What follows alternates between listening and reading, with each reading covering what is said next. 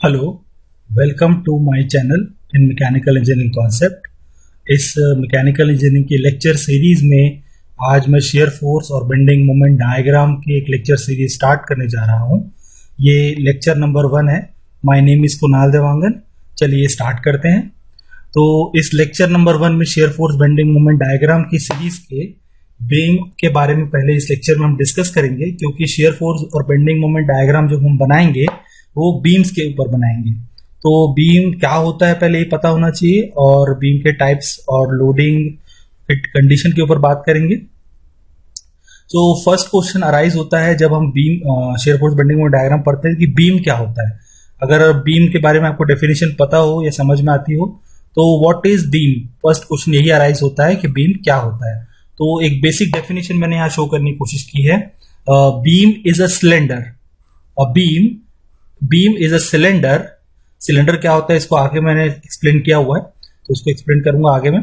तो beam is a slender structural member. Slender structural member है जो सब्जेक्टेड होता है subjected to lateral load that is line of action. lateral load that is line of action of force perpendicular to the axis के perpendicular force लगेगा।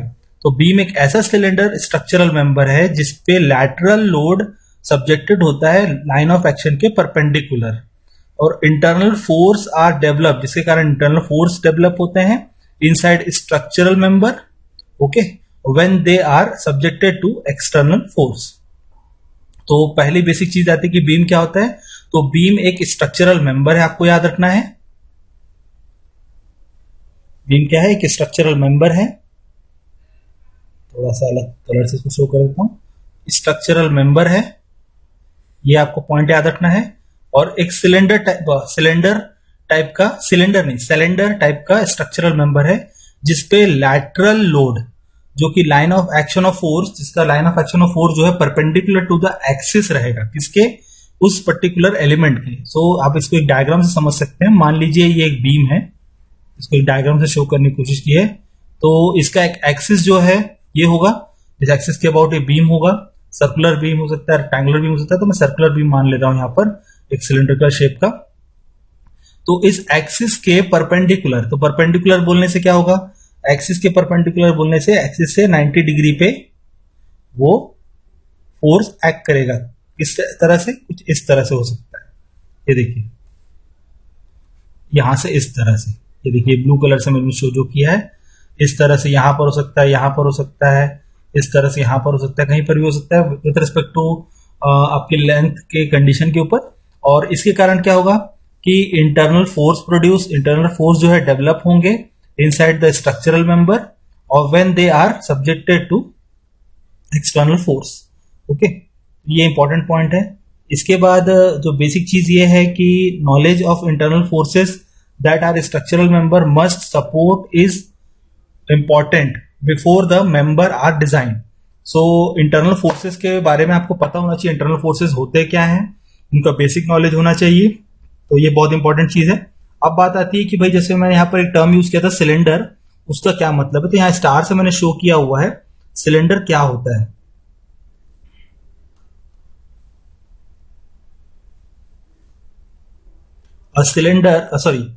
Structural member, slender क्या है? Structural member is said to be a slender when the dimensions of it's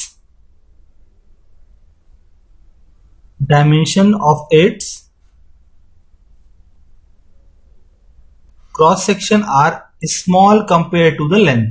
मतलब क्या है कि अगर इसको मैं थोड़ा आसान तरीके से समझने की कोशिश करूं तो आप इस तरह समझ सकते हैं कि सिलेंडर मतलब कि जैसे मान लीजिए ये मैंने एक बीम बनाया, तो बीम का जो डायमीटर होगा, बीम का ये डायमीटर होगा कुछ डी डायमीटर, और इसकी कुछ लेंथ होगी। थोड़ा डायग्राम को समझने की कोशिश कीजिएगा, अंडरस्टैंड करने। ये लेंथ होगी, तो लेंथ की वैल्यू ग्रेटर देन होगी डी के कंपैरिजन में, और डी बहुत छोटा होगा, डी काफी छोटा होगा, तब मैं उसको बोल सकता हूं स्ट्रक्चरल मेंबर, और उसको बोलता हूं मैं सिलेंडर। तो इस तरह से आप बीम को डिफाइन कर सकते हैं और इसके टर्म सिलेंडर को डिफाइन कर सकते हैं। चलिए आगे बात करते हैं टाइप्स ऑफ बीम के ऊपर।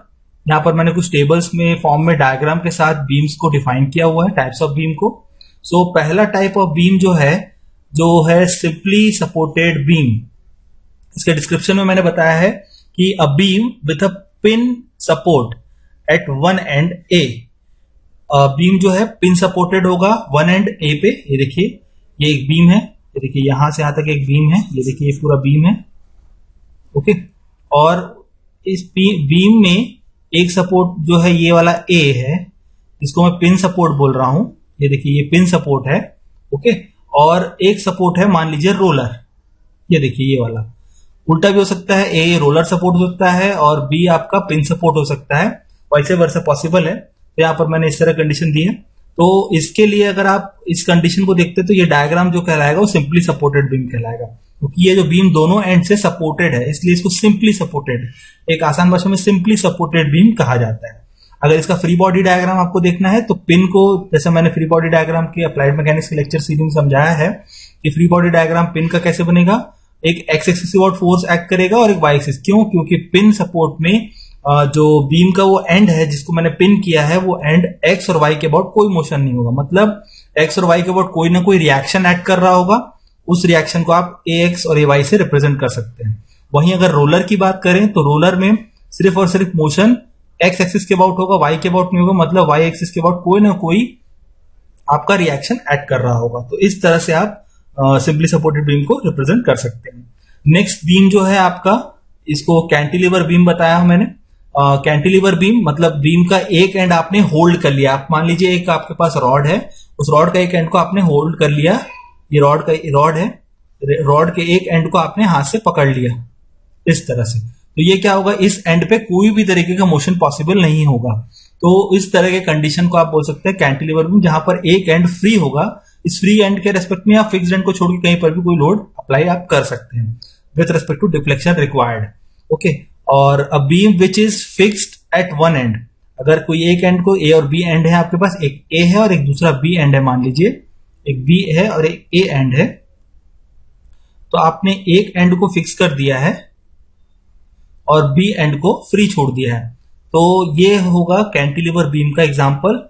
और इस पे क्या होगा कि इसके अगर मैं फ्री बॉडी डायग्राम देखूं तो ये फ्री बॉडी डायग्राम है, एफबीडी जिसको बोल सकते हैं आप। तो फिक्स में क्या होता है कि एक्स और वाई के अबाउट तो कोई मोशन नहीं होता, बट अगर मैं ध्यान दूं, अगर मान लीजिए मैं इस बीम के इस एंड पे लोड लगाता हूं तो ये बीम कुछ इस तरह से डिफ्लेक्ट कर जाती है, इस पे टर्निंग इफेक्ट आ जाता है। मतलब क्या होगा, इसमें एक एंड से इस तरह से मोमेंट एक्ट कर रहा होगा क्लॉकवाइज। अब ये कब किस तरह से बेंड ऐसे कब करेगा, मतलब अगर ये बीम ध्यान दूं तो ये कुछ इस तरह से बेंड कर रहा है। ये कब पॉसिबल है, जब आपका एक फ्री एंड से क्लॉकवाइज और फिक्स्ड एंड से एंटी क्लॉकवाइज मूवमेंट एक्ट कर रहा हो, तभी आपका ये रॉड इस तरह से बेंड करेगा। जैसे कि आपको पता है कोई भी रॉड आप जब बेंड करते हैं या आपको बेंड करना होता है तो आप क्या करते हैं, इस तरह से बेंड करने के लिए एक तरफ से क्लॉकवाइज और एक तरफ से एंटी क्लॉकवाइज मूवमेंट अप्लाई करते हैं।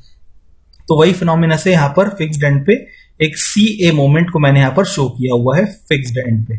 ओके, और जो फ्री एंड पे मूवमेंट आएगा वो with respect to load, applied load कहां पर लगा हुआ है, कितने डिस्टेंस पे लगा हुआ है फिक्स्ड एंड से, उसके रेस्पेक्ट में आएगी। तो उसके बारे में फ्री बॉडी डायग्राम में मैं पहले डिस्कस कर चुका हूं और आगे देखेंगे इसके बारे में। नेक्स्ट टाइप का जो बीम है वो बीम है विथ ओवरहैंग। ओवरहैंग मतलब आपका एक पिन सपोर्ट होगा, एक रोलर सपोर्ट होगा, बट ये थोड़ा सा डिफरेंट होगा। जैसे कि सिंपली सपोर्टेड में क्या था कि दोनों पिन और रोलर सपोर्ट बीम के एंड्स पे थे। सिंपली सपोर्टेड में क्या था, सिंपली सपोर्टेड का अगर मैं स्लाइड एक बार रिकॉल करूं फिर से, आप उससे और आसानी से समझ पाएंगे। ये देखिए यहां पर जो दोनों रोलर और फिक्स रोलर और हिंज सपोर्ट थे वो आपके कहां पर थे, वो आपके थे फ्री एंड पे। ये देखिए ये फ्री एंड पे थे, ये देखिए। बट जब मैं बात करता हूं कि ओवरहैंगिंग कंडीशन की, तो ओवरहैंगिंग में क्या होगा, एक कोई भी सपोर्ट या तो रोलर या तो हिंज एक फिक्स्ड एंड पे, एक फ्री एंड पे होगा, कॉर्नर पे होगा, और एक कोई रोलर या आपका हिंज सपोर्ट या पिन सपोर्ट बीम के बीचों बीच होगा, और रिमेनिंग जो बीम का एक फ्री एंड होगा वो बिल्कुल खुला हुआ होगा। ओके, तो ओवरहैंग कर रहा है। तो ये जो सेक्शन है, इतना बड़ा सेक्शन, ये ओवरहैंग कर रहा है, लटक रहा है, तो इसको आप बोल सकते हैं overhanging beam. A beam which is simply supported eight one and, simply supported होगा वन एंड, मतलब ए पे जैसे मैंने यहाँ पर हिंज सपोर्ट लगा दिया, ओके, और बी पे रोलर सपोर्ट लगा दिया, ओके, बट जो ऑल्सो जो रिमेनिंग पार्ट है बी के बाद वाला वो लटक गया, रिमेनिंग से पार्ट जो है एक तरफ छूट गया, बिल्कुल खाली छूटा हुआ है, तो ओवर हैंग कर रहा है, हैंगिंग पोजीशन पे है, ओके, तो इसको बोल सकते हैं ओवर हैंगिंग भी। इसका अगर फ्री बॉडी डायग्राम आप नीचे देखें, इसके नीचे बस मैंने बनाया हुआ है, ये देखिए FBD, इसको आप देख सकते हैं।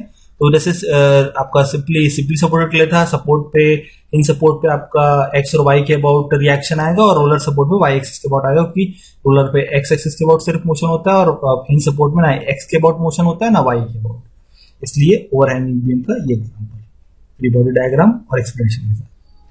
नेक्स्ट है लोडिंग के बारे में बात कर लेते हैं। ये आपको पता होगा, बट बेसिक प्रोस्पेक्ट पे आपको आइडिया होना चाहिए कैलकुलेशन के रेस्पेक्ट में, इसलिए एग्जांपल लेते हुए मैंने बताया है। तो टाइप्स ऑफ लोडिंग, एक हो सकता है पॉइंट लोड या कंसंट्रेटेड लोड, मतलब किसी एक ही स्पेसिफिक, जैसे ये बीम है तो उस बीम पे किसी एक स्पेसिफिक पॉइंट पे ही अगर लोड एक्ट कर रहा है, जैसे ये हो गया इस पॉइंट पे, कॉर्नर पॉइंट पे, मिड पॉइंट पे, या किसी रैंडम एक पॉइंट पे, सिर्फ एक स्पेसिफिक पॉइंट पे जो ये एक्ट कर रहा है, जैसे मान लीजिए P1 फोर्स है, ये P2 फोर्स है, ये P3 फोर्स है, तो ये P1 P2 P3 जो है कंसंट्रेटेड फोर्स या पॉइंट लोड कहलाते हैं, ओके, जो एक स्पेसिफिक पॉइंट पे ही एक्ट करते हैं, और इसको रिप्रेजेंट किया जाता है न्यूटन और या तो फिर किलो न्यूटन के फॉर्म में, स्मॉल के और कैपिटल एन। ये देखिए यहाँ पर मैंने मेंशन किया हुआ है, इस तरह से मिल सकता है। देखिए एग्जांपल मैंने शो किया हुआ है, सिंपली सपोर्टेड बीम बना हुआ है, ए पे पिन जॉइंट है या हिंज सपोर्ट है, और आपका बी पे रोलर सपोर्ट है, और ये 120 न्यूटन का लोड कहीं रैंडम बीच पॉइंट पे इस बीम के लगा हुआ है। एक यूनिफॉर्मली डिस्ट्रीब्यूटेड लोड मतलब जैसे कि आप एक बेड पे लेट जाते हैं, आपका बॉडी का वेट कुछ है, मान लीजिए आपका बॉडी का वेट है 60 kg, है ना, और अगर आप उसको वेट निकालते हैं तो 60 इंटू 9.81 कर देंगे, या 10 लेकर आप क्या कर सकते हैं, उसको डायरेक्टली निकाल सकते हैं। अगर आप उस वेट को, आप एक पॉइंट पे खड़े हो जाते हैं, आप बेड के बीचों बीच, आपके घर पे खटिया है, खटिया के अगर आप बीचों बीच खड़े हो जाएंगे तो वो एक पॉइंट लोड हो गया, या एक पॉइंट पे एक रॉड के बीचों बीच आप खड़े हो गए तो पॉइंट लोड आपका लगा। अगर आप उस रॉड के ऊपर लेट जाते हैं तो वो यूडीएल कहलाएगा, यूनिफॉर्मली डिस्ट्रीब्यूटेड लोड। ये देखिए इस तरह से डायग्राम में मैंने शो किया हुआ है यहाँ पर, और इसका एक्सप्लेनेशन भी बताया हुआ है।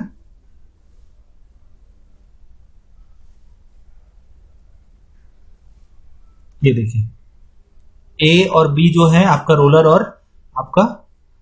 और हिंज सपोर्ट है, ए पे आपका पिन जॉइंट है या हिंज सपोर्ट है, और बी पे रोलर सपोर्ट है, और ए से बी तक आपका uniformly distributed load 50 newton meter का, 50 न्यूटन पर मीटर, मतलब 50 न्यूटन पर मीटर पे लग रहा है। अगर 2 मीटर पे देखें तो 100 न्यूटन लोड लग रहा है पूरे के पूरे रॉड पे, या पूरे के पूरे बीम पे, रॉड नहीं बोलना चाहिए, बीम बोलना चाहिए। तो अगर मुझे इस कंडीशन पे क्योंकि यूडीएल को थोड़ा सॉल्व करना मुश्किल होगा, तो इस कंडीशन को मैं आसान करने के लिए क्या कर सकता हूं, आसान करने के लिए मैं ये कर सकता हूं कि इस पर्टिकुलर यूडीएल को एक पॉइंट के अबाउट कंसंट्रेट कर दूं। इसको मैं कर सकता हूं मिड पॉइंट के अबाउट, जितने लेंथ पे ये एक्ट कर रहा है उसके बीचों बीच, जैसे 2 मीटर पे एक्ट कर रहा है तो उसको 2 का डिवाइड बाय 2 करके 1 मीटर डिस्टेंस पे ए से और 1 मीटर डिस्टेंस से बी पे इसकी वैल्यू निकाल सकता हूं पॉइंट लोड के रेस्पेक्ट, क्योंकि पॉइंट लोड को कैलकुलेट करना आसान होता है। तो मैं क्या करूंगा, 50 न्यूटन पर मीटर, तो क्या पता चल रहा है आपको, 50 न्यूटन पर मीटर, मतलब 50 न्यूटन 1 मीटर पे लग रहा है, तो 2 मीटर पे कितना लगेगा, 2 मीटर पे जस्ट मल्टीप्लाई हो जाएगी वैल्यू 100 न्यूटन। अगर आप इस वैल्यू को देखें तो 100 न्यूटन पूरे के पूरे रॉड पे लग रहा है, तो आप चाहें या तो पूरे इसको डिस्ट्रीब्यूट कर दें, मतलब 100 न्यूटन को 2 मीटर पे इक्वली डिस्ट्रीब्यूट कर दें, और या तो फिर इसका दूसरा तरीका ये है, अगर इसको मैं पॉइंट लोड के फॉर्म में चेंज करना चाहता हूं तो सिंपली 50 इंटू 2 करके उसको इस रॉड के, ये इस बीम के सेंटर पॉइंट पे, जो कि आएगा ए से 1 मीटर डिस्टेंस पे और बी से 1 मीटर डिस्टेंस पे, वहां पर लगा सकता हूं। तो इससे हो जाएगी वैल्यू पॉइंट लोड में सिंप्लीफाई, और इस यूडीएल को हटा के मैं पॉइंट लोड की वैल्यू पुट करके, जो कि 100 न्यूटन होगी, क्योंकि टोटल लोड जैसे मैंने समझाया आपको, तो 100 न्यूटन को मैं पॉइंट लोड लेकर कैलकुलेशन कर सकता हूं shear force bending moment diagram निकालने के लिए, जो भी अननोन मुझे रिएक्शन निकालना है उसके लिए। नेक्स्ट है uniformly varying load. Uniformly varying load मतलब जैसे आप वेरी कर रहे हैं, जैसे आपका एक सिंपली सपोर्टेड बीम आप एग्जांपल ले लेते हैं, ए और बी आपका 2 सपोर्ट है, ए आपका हिंज सपोर्ट हो गया, बी आपका रोलर सपोर्ट हो गया। ये डायग्राम में यहाँ पर मैंने शो किया हुआ है कि बी पे मैक्सिमम लोड लग रहा है और ए तक आते आते वो लोड लगभग जीरो हो जाता है। ओके, तो ये जो लोड लग रहा है वो 10 न्यूटन मीटर का, 10 न्यूटन पर मीटर, मतलब 1 मीटर पे आपका 1 मीटर पे 10 न्यूटन फोर्स लग रहा है। ओके, एक मीटर पे 10 न्यूटन फोर्स लग रहा है। तो अगर आपको 2 न्यूटन पे निकालना है तो यूडीएल में हम क्या करते थे, 20 न्यूटन कर देते, बट वहां पर क्या था कि लोड जो था यूनिफॉर्मली डिस्ट्रीब्यूटेड था थ्रू आउट लेंथ, बट यहां पर वायरिंग लोडिंग कंडीशन पे आपका लोड यूनिफॉर्मली वायरिंग नहीं होगा, यूनिफॉर्मली डिस्ट्रीब्यूटेड नहीं होगा, वायरिंग होगा। मतलब ए पे 0 है और बी पे मैक्सिमम है। तो यहां पर इस ट्रायंगुलर टाइप का सेक्शन में मान लेता हूं, उसको ट्रायंगुलर टाइप का लोड डिस्ट्रीब्यूशन मान लेता हूं और इस ट्रायंगुलर टाइप के लोड की वैल्यू कैलकुलेट कर लेता हूं कि मतलब टोटल लोड कितना आ रहा है। तो टोटल लोड कैसे निकालेंगे, 1/2, ट्रायंगल कैसे सॉल्व करते हैं, half into length into width, length है 2 मीटर और विड्थ आपका 10 न्यूटन, ये विड्थ हो गया आपका, और यहां से यहां ये लेंथ हो गई 2 मीटर। तो इससे निकल जाएगा आपका क्या, टोटल लोड। तो टोटल लोड इस पर्टिकुलर बीम पे लग रहा है, कितना आएगा, 10 न्यूटन। ओके, 10 न्यूटन पूरे बीम पे लग रहा है। अब ये 10 न्यूटन कहां पर लगाना होगा, क्योंकि इस यूडीएल को मैं यूनिफॉर्मली यूवीएल, इसको शॉर्ट में बोल सकते हैं आप यूवीएल, इस यूवीएल को सॉल्व करना आसान नहीं होता, तो इसलिए मैं क्या करता हूं, इसको यूडीएल में कन्वर्ट कर लेता हूं। कैसे कन्वर्ट करूंगा, कन्वर्ट करने के लिए आपको करना होगा, जैसे आपको पता है कि एक ट्रायंगल का सेंट्रॉइड कहां पर होता है, ये आपको पता होना चाहिए। तो ट्रायंगल का सेंट्रॉइड आपको पता है कहां पर होता है, कि जो मैक्सिमम है या बेस से 1/3 हाइट पे होता है, बेस से 1/3 हाइट पे होती है वैल्यू। तो ये हो गया, मान लीजिए बेस, ये ट्रायंगल का बेस है, इससे 1/3 डिस्टेंस पे इसका सेंट्रॉइड होगा। तो ये पूरा इस ट्रायंगल का जो लोड है इस पर्टिकुलर पॉइंट के अबाउट लगेगा। मतलब ये जो 10 न्यूटन है, 10 न्यूटन की वैल्यू है उस इस पर्टिकुलर पॉइंट के अबाउट ऐड करेगी। तो ये डिस्टेंस कितना हो जाएगा, 1/3 इंटू 2 मीटर, क्योंकि टोटल लेंथ तो 2 मीटर का है। तो ये डिस्टेंस कितना हो जाएगा, ये डिस्टेंस हो जाएगा 2/3। और इसका मतलब कि ये 10 न्यूटन का जो लोड है इस तरह से नीचे की तरफ, वो इधर से 2/3 डिस्टेंस पे लगेगा और इधर से रिमेनिंग 2/3 इंटू 2 मतलब 4/3 मीटर डिस्टेंस पे एक्ट करेगा। ओके, क्योंकि टोटल डिस्टेंस तो 2 मीटर का है ना, तो 4/3 और 2/3 करूंगा तभी तो 2 मीटर आएगा। तो ए से 4/3 और बी से 2/3 डिस्टेंस पे ये 10 न्यूटन फोर्स लगेगा। और इस यूवीएल को मैं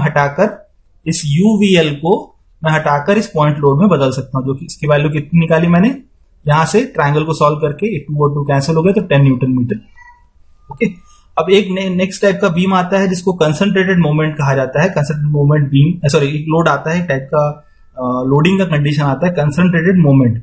एक आपका यूनिफॉर्मली एक आपका सिंपली सपोर्टेड बीम है, और सिंपली सपोर्टेड बीम में ए आपका हिंज है, बी आपका मान लेते हैं रोलर सपोर्ट है, वाइस वर्सा पॉसिबल है। तो इसके किसी बीम के किसी पॉइंट पे, ए से बी से कुछ डिस्टेंस पे, एक सी पे सिर्फ और सिर्फ ओनली एक मोमेंट ऐड कर रहा है।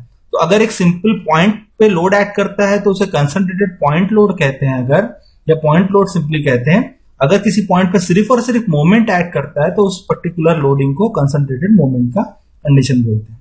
ओके, तो इसके लिए कुछ नहीं है, अगर आपको bending moment diagram, shear force diagram बना तो मोमेंट का शेयर फोर्स पे इफेक्ट नहीं पड़ेगा, डायरेक्ट बेंडिंग मोमेंट पे उसका इफेक्ट आएगा।